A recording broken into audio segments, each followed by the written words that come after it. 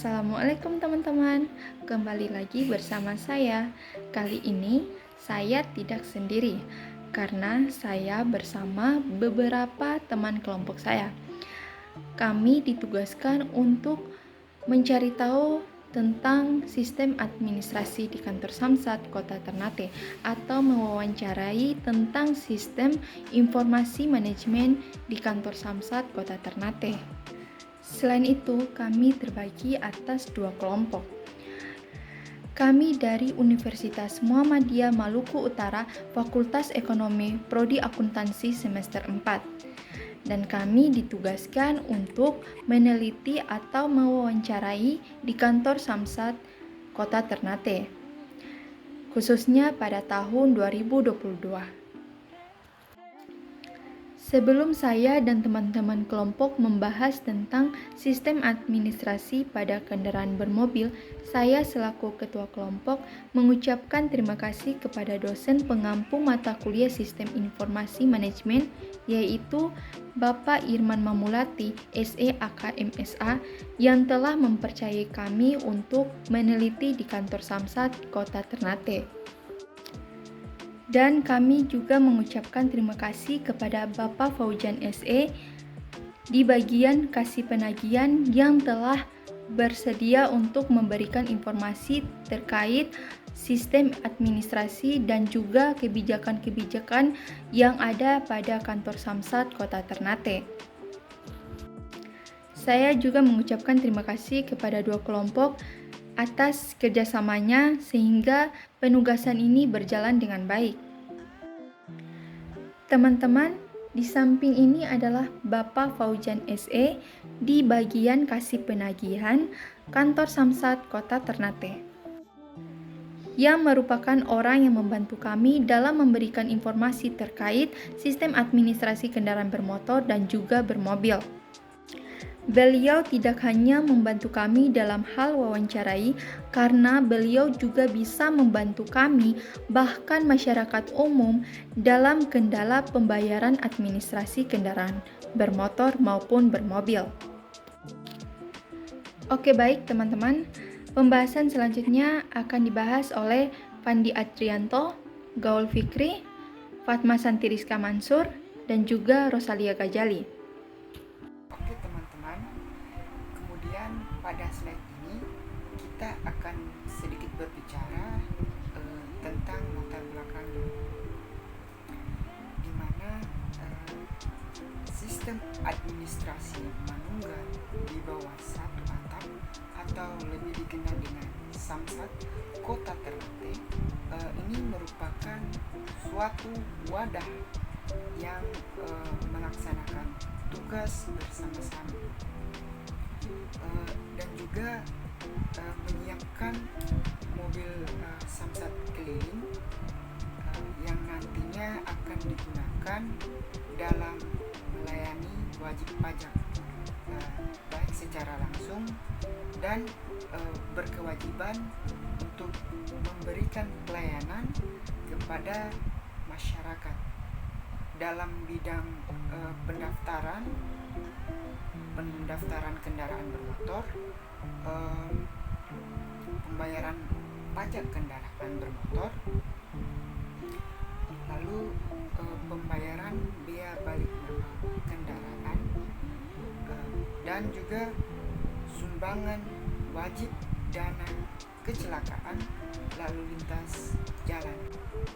Kemudian berikut ini dipaparkan dengan singkat tentang gambaran umum mengenai kantor Samsat Kota Ternate, di mana Samsat adalah singkatan yang kita ketahui dari Sistem Administrasi Manunggal Satu Atap, yang mana merupakan serangkaian kegiatan dalam penyelenggaraan registrasi dan identifikasi kendaraan bermotor, pembayaran pajak kendaraan bermotor atau PKB, bea balik nama kendaraan bermotor atau BBNKB,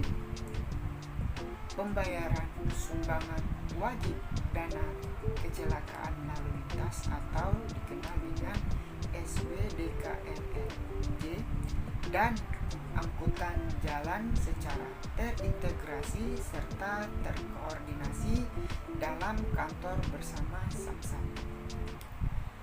Sebagai suatu organisasi yang bergerak dalam bidang pelayanan publik, khususnya registrasi dan identifikasi kendaraan bermotor, pembayaran pajak kendaraan bermotor, serta sumbangan wajib dana kecelakaan lalu lintas dan jalan kantor bersama Samsat. Kepri juga perlu diawasi serta dikendalikan penyelenggaraan agar selalu memberikan pelayanan yang prima kepada masyarakat sebagai pengguna jasa layanan. Oke, pada slide kali ini saya akan membahas mengenai pengaruh Samsat keliling terhadap kepatuhan pajak mobil. Dalam penelitian, Samsat keliling berpengaruh signifikan terhadap kepatuhan pajak mobil. Apabila sistem administrasi perpajakan efektif, maka akan memberikan dampak pada peningkatan kualitas pelayanan pajak yang diberikan oleh instansi pajak kepada wajib pajak melalui pengadaan Samsat keliling, sehingga dapat meningkatkan kepatuhan pajak mobil. Ya, kemudian kita masuk pada pengaruh sanksi pajak terhadap kepatuhan pajak mobil. Adapun sanksi pajak yang diberikan kantor Samsat Kota Ternate sudah dilakukan dengan tegas bagi wajib pajak yang terlambat membayar pajak mobil. Sanksi pajak yang diberikan kantor Samsat Kota Ternate tidak hanya memberikan efek jera bagi wajib pajak yang terlambat, namun juga sebagai ancaman bagi wajib pajak yang lain sehingga wajib pajak patuh dalam membayarnya. Baik, selanjutnya saya akan menjelaskan kebijakan penghapusan dan pengurangan pajak kendaraan. Nah, seseorang yang memiliki kendaraan dapat mengajukan permohonan penghapusan atau pengurangan pajak kendaraan atau sanksi administrasinya atas sanksi administrasi yang ada dalam surat ketetapan pajak atau SKP dan surat tagihan pajak atau STP. Nah, permohonan pengurangan sanksi administrasi atau penghapusan pajak ini diajukan apabila menurut Anda perhitungan besarnya sanksi administrasinya dalam SKP atau STP ini tidak benar atau tidak relevan. Kemudian diajukan permohonan juga apabila Anda sebagai sanksi administrasi dimaksud tidak seharusnya dikenakan biaya pajak tersebut. Nah, kemudian sanksi apa saja sih yang bisa dikurangi atau dihapus?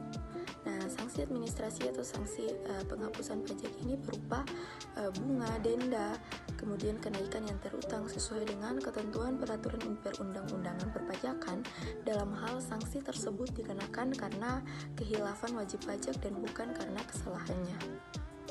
Jadi ketika tidak patuh perpajakan, maka wajib pajak ini akan menerima surat ketetapan pajak SKP atau STP, surat tagihan pajak yang berisikan sanksi administrasi yang harus dibayarkan. Namun, wajib pajak dapat mengajukan surat permohonan pengurangan atau penghapusan sanksi administrasi tersebut. Nah, di mana slide sebelumnya, jika wajib pajak ini dapat mengajukan surat permohonan dan pengurangan sanksi administrasi ketika menurut wajib pajak perhitungan sanksi administrasi tersebut tidak benar. Kemudian menurut wajib pajak sanksi administrasi tersebut tidak seharusnya dikenakan kepada wajib pajak tersebut. Keterkaitan materi wawancara dengan materi mata kuliah. Keterkaitan hasil wawancara dengan materi mata kuliah ada pada RPS ke-14, yaitu peran sistem informasi dalam perusahaan, bisnis, atau organisasi, dan bagaimana untuk mengelolanya. Sistem informasi dan administrasi pelayanan pajak kendaraan mempunyai peranan yang sangat penting bagi Samsat. fungsi sistem informasi dalam perusahaan Samsat yaitu pemrosesan transaksi, pengawasan, pengingat, dan penggalian informasi.